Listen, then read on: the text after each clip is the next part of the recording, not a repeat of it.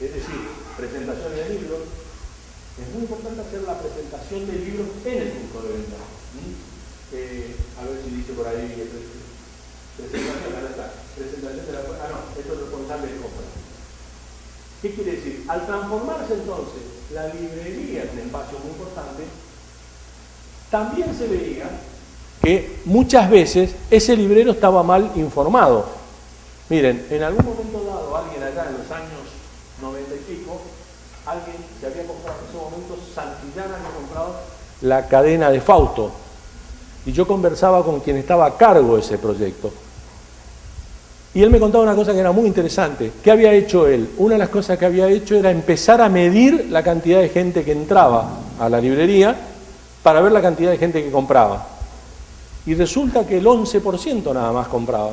Es decir, entraban 100 tipos y compraban 11.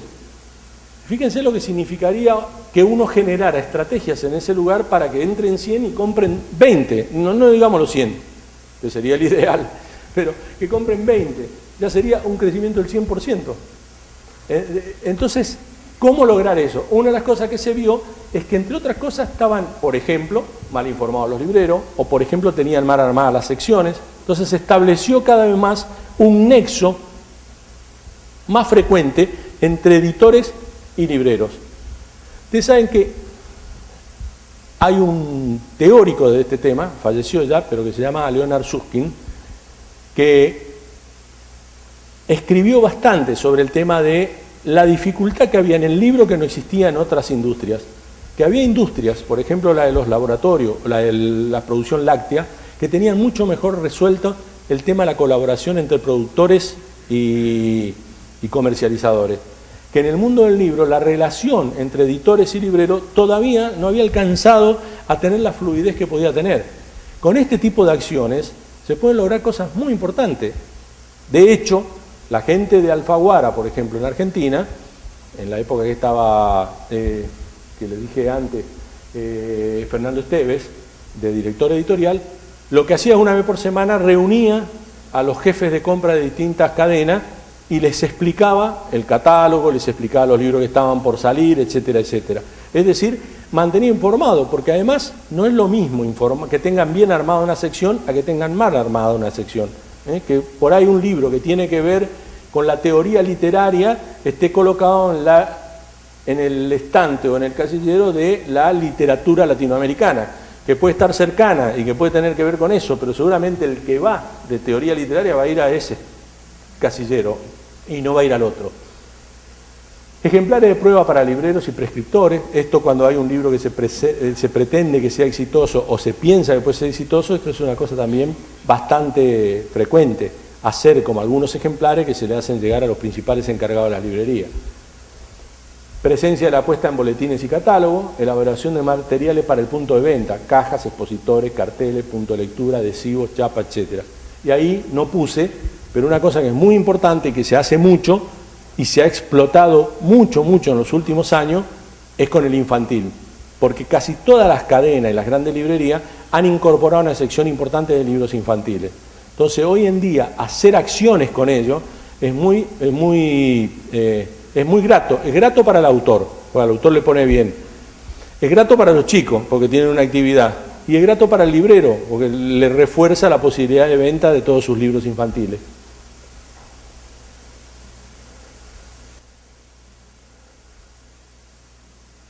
Y el diseño de vidriera. El diseño de vidriera ya es una cosa más compleja, porque no sé cómo será la modalidad acá en el Perú. En la Argentina, en algunas ocasiones, el diseño de librería está muy vinculado también a los niveles de descuento. Sin duda la potencialidad del libro, ¿no? Ponen los libros que más se venden y también a la posibilidad de mayores descuentos.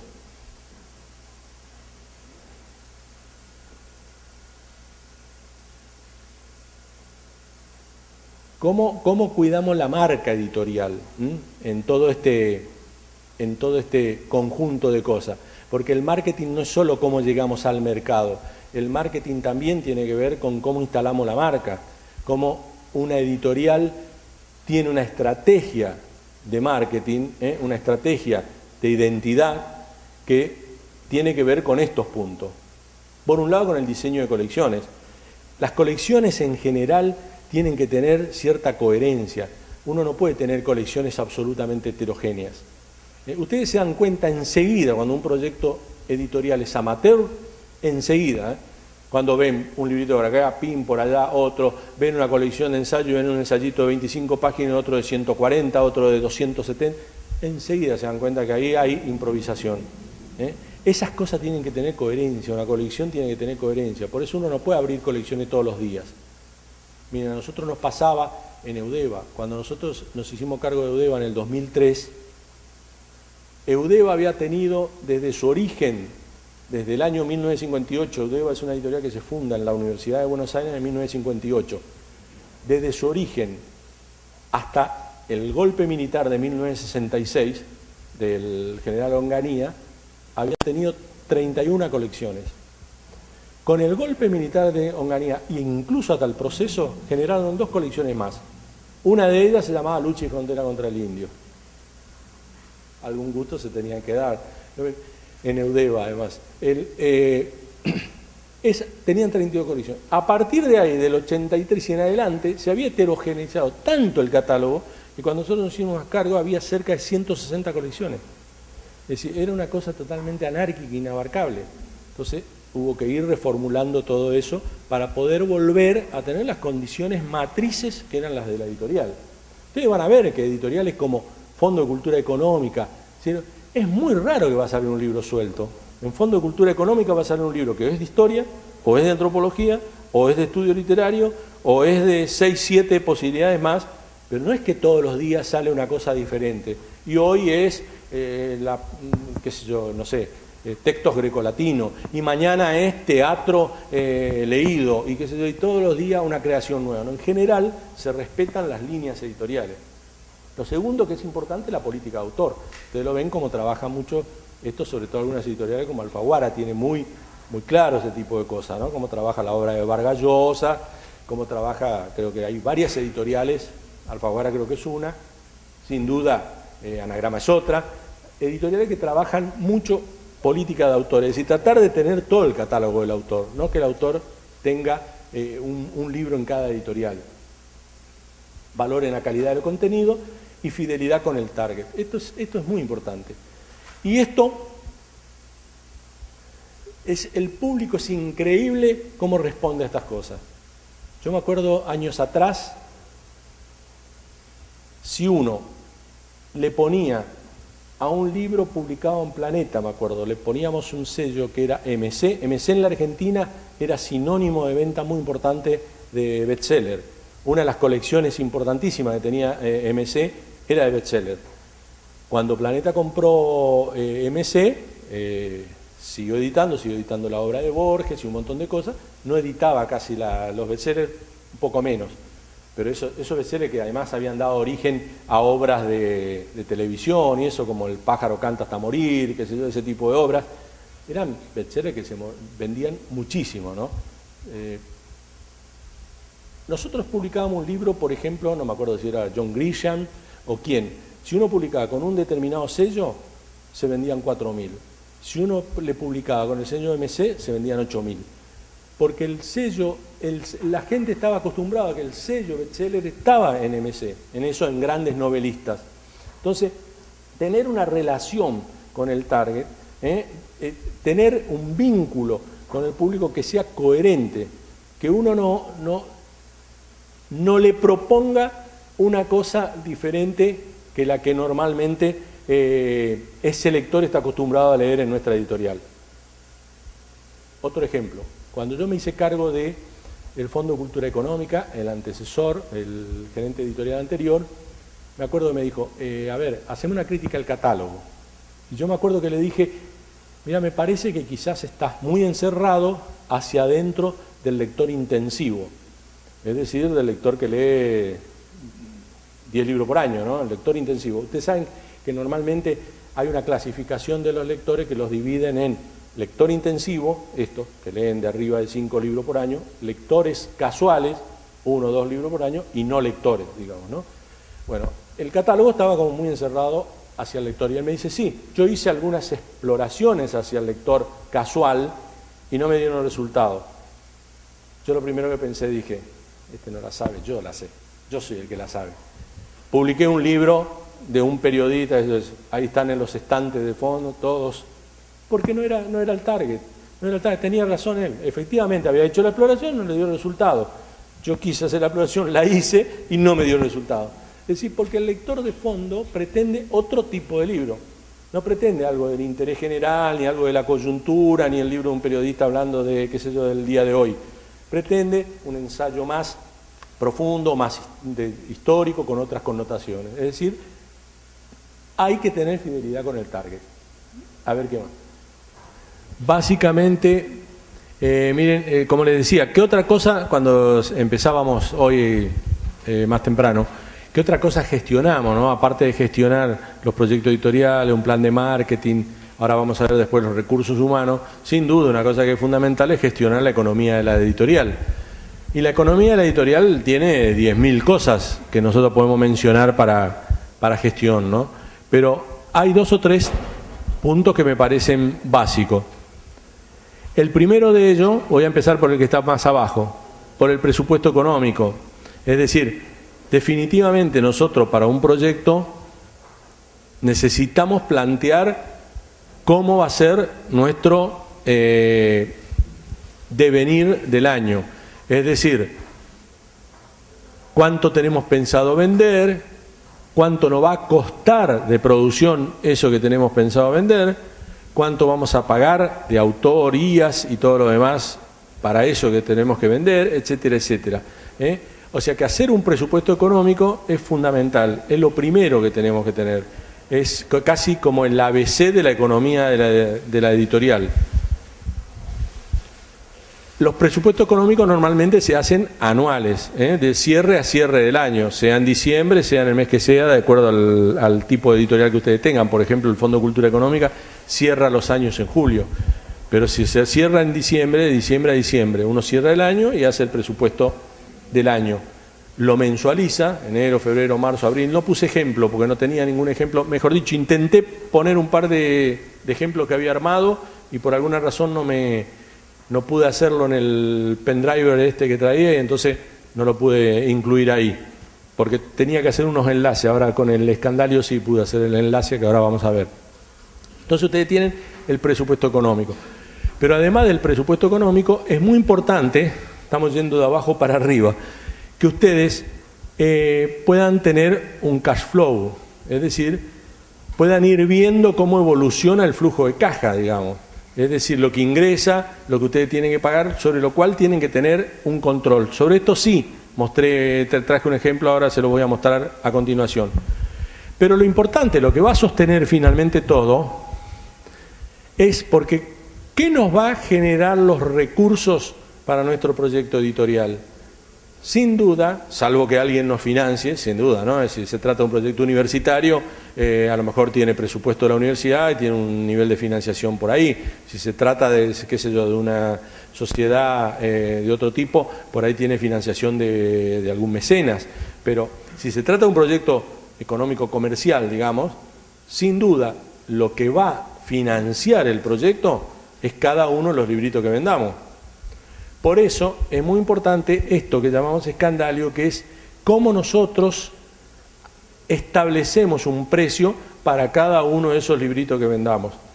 Porque eso nos va a mostrar, primero, qué necesitamos vender para sostener el proyecto. Segundo, cuál es la lógica que tenemos que tener para ver cada PVP que asignamos a los libros, cada precio de venta al público que le asignamos. Cliquemos ahí en el enlace. Maravilla de la ciencia, ahora tendría que aparecer ahí el escandalio. Ahí está. Fíjense, entonces nosotros decimos que un libro que vamos a vender, primer elemento que es importante a tener en cuenta, y por eso es bueno establecer estos mecanismos, que pueden ser este y pueden ser muchos otros que hay, ¿no? Pero normalmente la primera imagen que uno tiene es que cuando a uno le dicen che, ¿cuánto sale ese libro? 16 pesos. ¿Y cuánto te costó hacerlo? Yo, 2,50. O sea, parece que te queda 14 pesos, 13,50 te quedan de ganancia.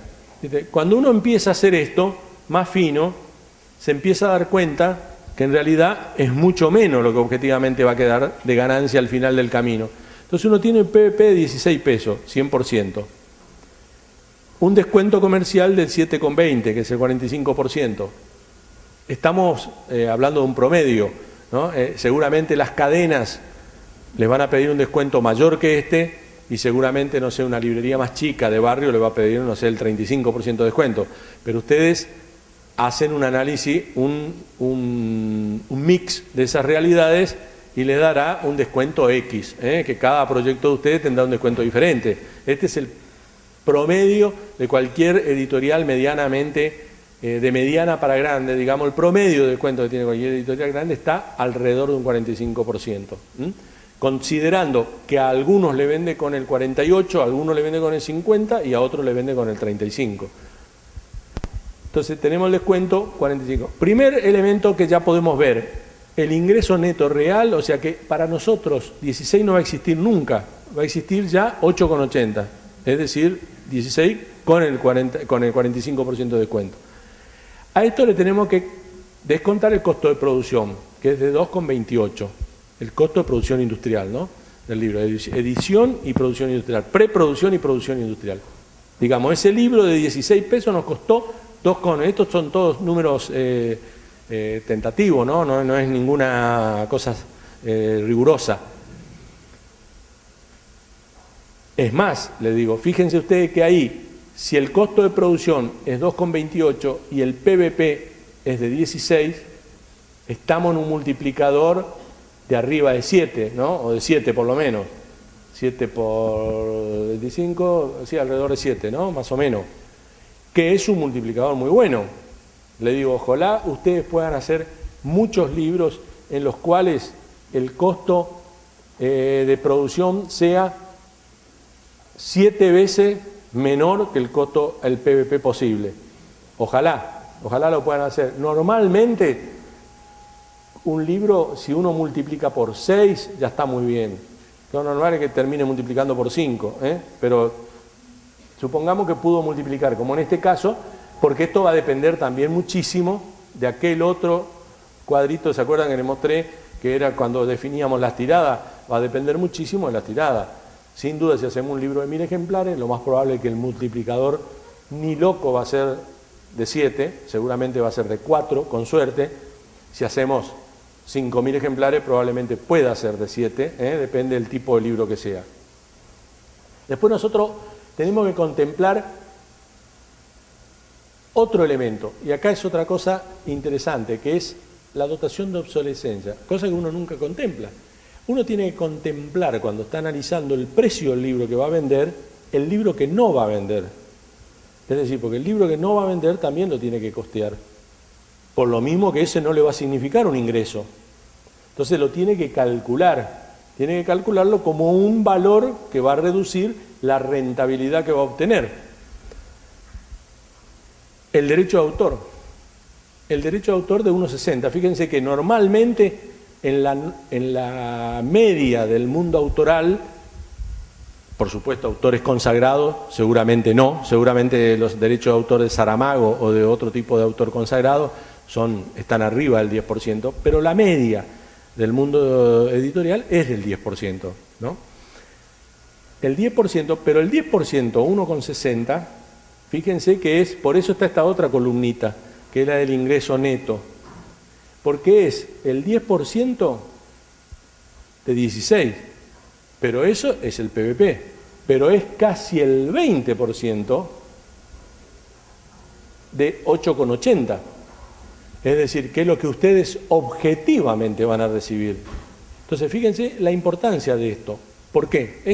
Miren, este escandalio es un escandalio que lo usábamos, en realidad lo hizo un colega que se llama Jorge Banzuli, lo usábamos para ver en la materia de administración de la empresa editorial, en la Facultad de Filosofía y Letras, que antes comentó Manuel, donde dictaba clase en los años 90. ¿Por qué es importante esto? Porque ustedes, si hay algo que le pasa a un editor, es que van a tener que sentarse muchísimo a lo largo de su vida profesional, o ya lo hacen ahora, o lo harán luego, porque veo que acá hay muchos jóvenes que se están como iniciando en ese proceso, van a tener que sentarse muchísimas veces a negociar con autores.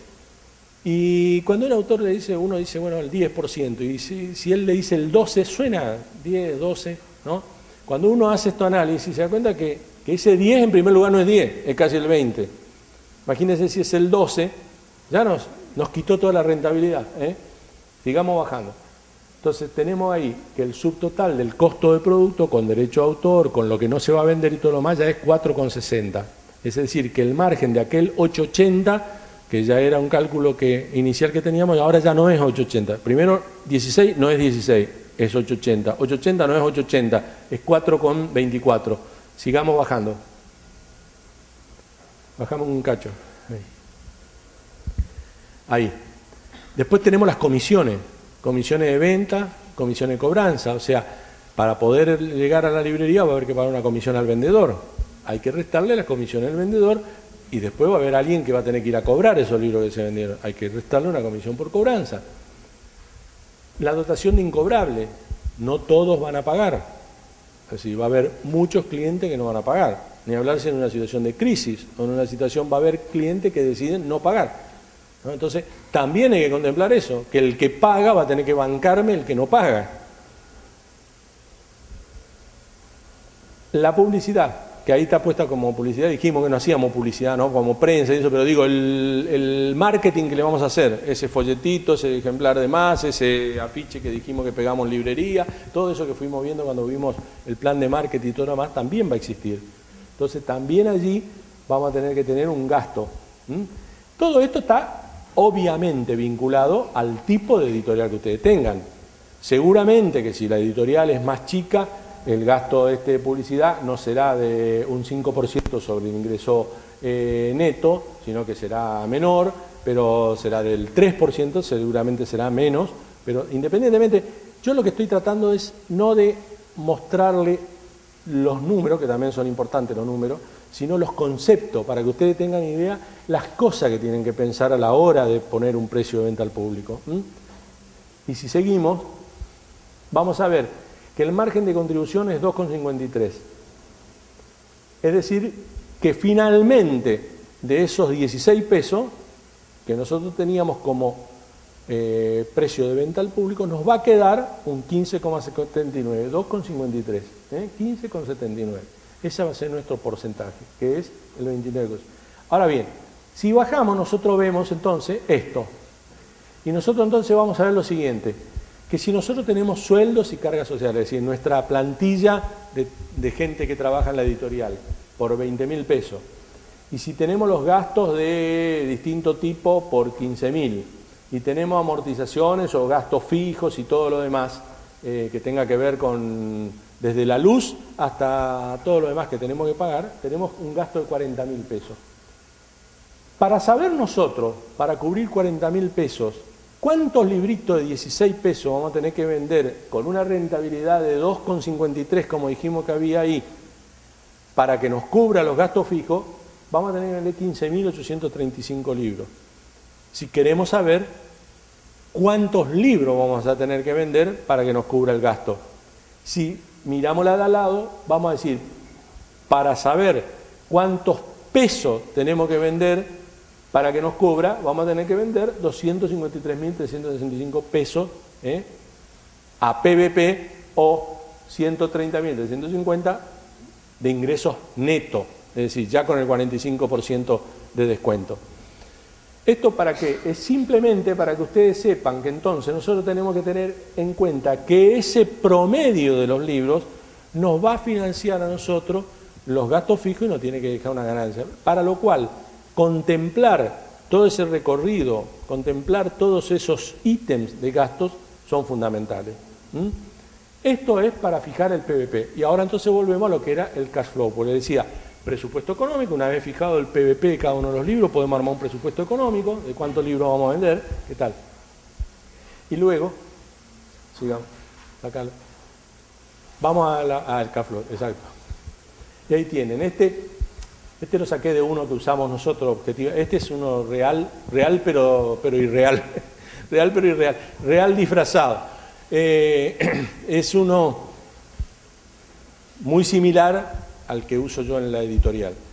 Ustedes tienen que hacerle un seguimiento a ese flujo de caja para que sepan cuándo van a estar con dinero y cuándo sin, ¿no? Acá está en rojo, no le den mucha bolilla a los números, porque acá, les vuelvo a repetir, lo saqué, como ven estamos en rojo. No, mentira, está todo como simulado nada más. Pero lo importante es que vean la transición de día a día. Esto es importante que se haga por lo menos una vez al mes, cosa que ustedes vean en el mes los ingresos que van a tener, saldos en los bancos, cobros del exterior, si han vendido afuera, lo que sea, los ingresos que van a tener y abajo los egresos que van a tener. Entonces, es muy importante que ustedes puedan ir monitoreando siempre el proyecto de manera financiera. Es decir,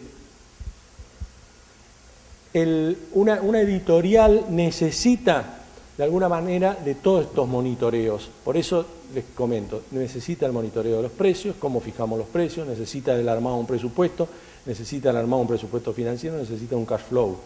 Si son herramientas que son muy importantes, que ustedes las puedan manejar con más complejidad o con menos complejidad, con más simpleza o con menos simpleza, pero que estén presentes en la cultura de la gestión de la editorial, porque van a hacer que puedan o no resolver los problemas con mayor éxito que si no los contemplan.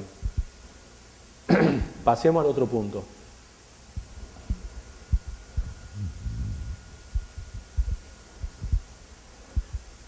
Ahí tenemos entonces el tercero de los aspectos que les decía, que otro de los aspectos que nosotros gestionamos también en un proyecto editorial es sin duda el de los recursos humanos. Hay que ver qué cosas son necesarias para que los recursos humanos en un proyecto editorial sean, primero, estén lo más felices posible. Es decir, es bueno trabajar en buenos climas, por eso les puse ahí lo de clima de empresa, y es importante que tengamos productividad, que seamos... Lo primero que creo que es muy importante es el organigrama. El organigrama, la siguiente, pasame. Ahí tiene un organigrama. Esto, nosotros cuando íbamos en general a la reunión de fondo, y creo que se siguen haciendo de esta manera, me acuerdo que la gestión de Casa Matriz siempre nos pedía iniciar las exposiciones de todos los gerentes con el organigrama. Y era muy bueno porque el organigrama muestra el grado de organización de una editorial.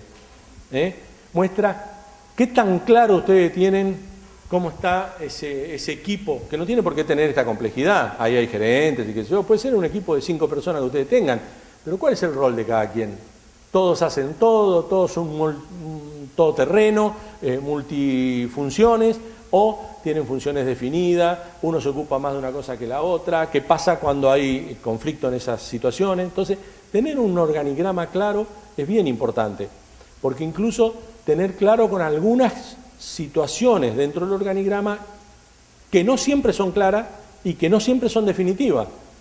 Por ejemplo, uno puede tener un recurso del área de derecho de autor. El área de derecho de autor es un área que, si uno lo piensa en algunos aspectos, uno dice es un área esencialmente del área editorial. Pues yo no puedo tener un vínculo con el autor que sea un energúmeno que se pelea con los autores. Entonces se supone que es un área del proyecto editorial, pero la principal relación que ese señor va a tener con el autor, y la que más feliz lo va a hacer al autor además, sobre todo al autor de hoy, que todos quieren cobrar derechos, es la administración económica de la relación con ese señor. La liquidación mensual, el anticipo, que el cheque esté el día que tiene que estar, entonces, que depende del área administrativa. Es decir, ahí tienen ustedes una situación clarísima de la importancia que tiene un organigrama. ¿El derecho de autor está ahí o está allá? El área de marketing. Sin duda el área de marketing es un área que, si uno me dice, ¿yo para qué quiero el marketing? Y para vender más libros. Entonces tiene que estar en la comercial. Ahora yo digo, el libro que no vendo, ¿no le hago marketing? Sí, entonces digo, no, entonces lo voy a poner un poquito más independiente, porque el comercial lo que va a querer es que le haga marketing al libro que se vende. Pero a mí como editor me va a interesar que todos los libros se vendan, que todos los libros se conozcan. Uno más, otro menos, pero al comercial o a los vendedores le va a interesar que se venda el que se vende. ¿Por qué? Porque tiene la comisión, como vimos recién. Pero al responsable de la editorial le puede interesar otra cosa. El área de producción. El área de producción es un área del mundo editorial. Que los libros estén en tiempo, que los libros estén con quién tiene que articular los contenidos y las entregas de los libros para llevar a la imprenta, sin duda con el departamento editorial. Entonces, un área de edición. Ahora, ¿quién le va a pagar a los proveedores? ¿Quién se va a hacer cargo del pago a los proveedores y todo lo demás? ¿Quién pone la cara con los impresores? Entonces, es un área de la administración. Es decir, definir un organigrama, ahí parece un dibujito. Definir en la realidad es un poquito más difícil y merece que les lleve un tiempo, porque vale la pena que las funciones estén claras. Ayuda mucho a la felicidad de todos en el día a día. Cliqueale. Gracias. El clima de la empresa. ¿Cómo se logra un buen clima en una empresa? Regalando caramelos, sí, seguramente. Pagando buenos sueldos, no me cabe ninguna duda. Son todas cosas que no solo hacen al clima de empresa. Esas son cosas importantes. Pero además son cosas muy importantes porque esas además están agarradas a las posibilidades objetivas que tengamos. Todo el mundo quisiera tener los mejores sueldos, tener los mejores, la mayor inserción laboral posible, etcétera. Pero no todas las empresas, no todas las editoriales están en condiciones de que eso sea posible. Las editoriales universitarias les cuesta mucho más pagar un sueldo que por ahí pagaría una editorial multinacional con mucho más facilidad. Pero, sin embargo, hay otras cosas que también hacen a que los grupos trabajen bien. Uno de ellos, sin duda, el involucrarse en el proyecto. ¿Y cuáles son las características que uno puede darle a un proyecto para que la gente esté involucrada en el proyecto? La primera, por ejemplo, la presentación del plan. Es decir, cuando el plan editorial del año se hace, presentar delante de todo el mundo. Es decir, este va a ser nuestro proyecto del año, estos son los libros, estos son nuestros objetivos, estos son los objetivos de venta, etcétera, etcétera. Pero además de presentar el plan, los resultados del año. Cuando terminó la película, también decir, bueno, señores, ahora les vengo a contar cómo nos fue con esta película. ¿Se acuerdan que dijimos que íbamos a vender 10.000 libros? Bueno, vendimos 12.000, así que ahora nos vamos todos a comer juntos. ¿O se acuerdan que dijimos que íbamos a vender? Bueno, vendimos 5.000. Así que empecémonos ya a poner tristes porque la verdad que no estamos haciendo las cosas tan bien como queríamos. Pero es importante compartir el proyecto. Es importante realizar encuentros, es decir, encuentros de trabajo programados, de todo el personal, compartiendo, donde uno entienda, miren, lo que ayudan los encuentros, yo los hice muchas veces en mi vida laboral, a cargo de editoriales, y ayuda muchísimo. Y ayuda muchísimo sobre todo porque uno de los problemas que siempre tiene cualquier tipo de trabajo, cualquiera, no el del mundo editorial, sino que cualquiera, a creer que el mundo de uno es único, excluyente y el más importante. Hasta que uno ve lo que le pasa al de al lado. Y cuando ve lo que le pasa al de al lado, uno se da cuenta que el de uno es importante, pero que el de al lado también es importante. A nosotros nos pasaba de hacer reuniones de este tipo, intercambiar cosas, y que, por ejemplo, en esas instancias, un equipo, que era el equipo de preproducción y que trabaja mucho con la lectura y con la corrección y todo, le pedía a otro equipo, que trabajaba cercana, si no podían trabajar un poco más en silencio. Y ellos, a partir de ver en unos PowerPoint y eso, el trabajo que hacía el equipo de preproducción, lo que significaba trabajar con una traducción, con un texto, la corrección, etcétera, etcétera, comprendían la necesidad del silencio. Que en realidad ese jolgorio que tenían ahí al lado, porque ellos estaban en otra instancia y que era bárbaro la comunicación y todo lo demás, era hostil para este otro espacio que necesitaba el silencio.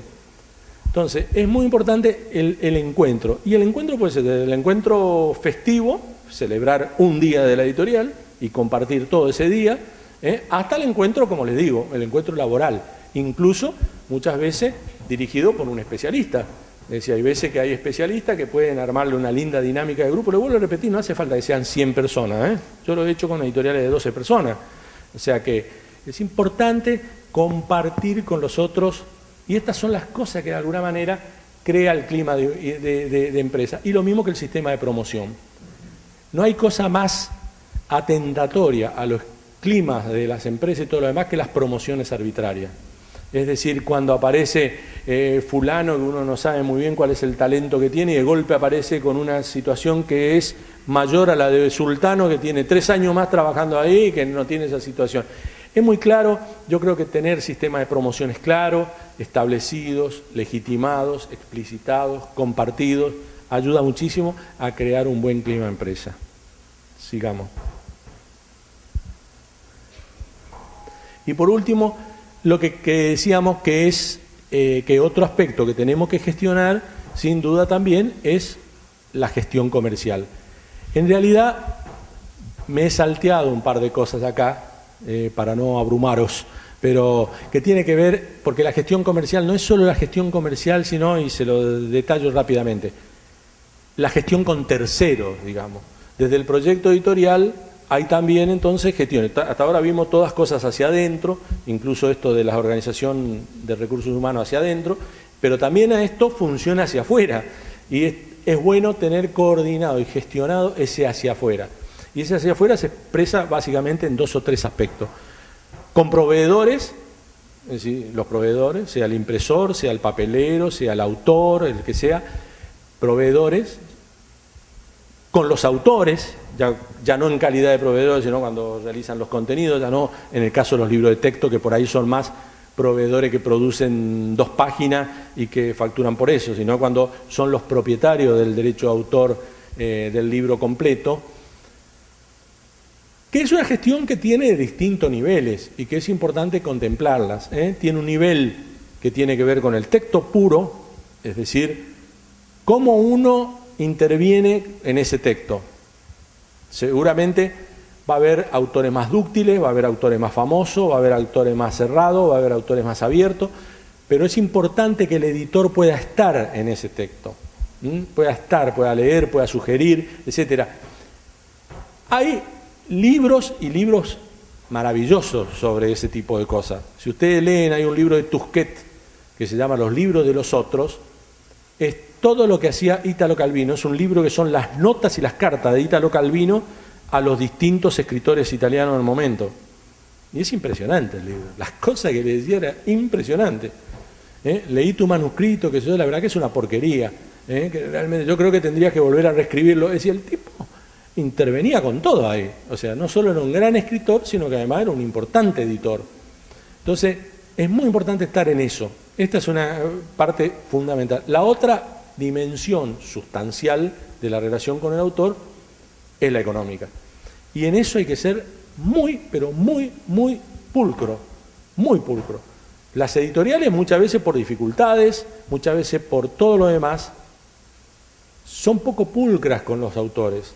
Entonces no pagan correctamente sus derechos de autor, no pagan cuando corresponde. Una editorial puede tener problemas y puede tener un proyecto mucho más endeble que una gran editorial, donde por ahí puede ser muy puntual en todo eso, porque además son autores que venden muchísimo. Puede ser que todo eso pueda pasar. Lo que no debe pasar es que no se le esté notificando al autor, que el autor no sea parte de ese proceso. Que uno que no puede tenerlo ahí olvidado, sino que uno tiene que compartir con el autor esa dificultad. Es decir, el autor es importante.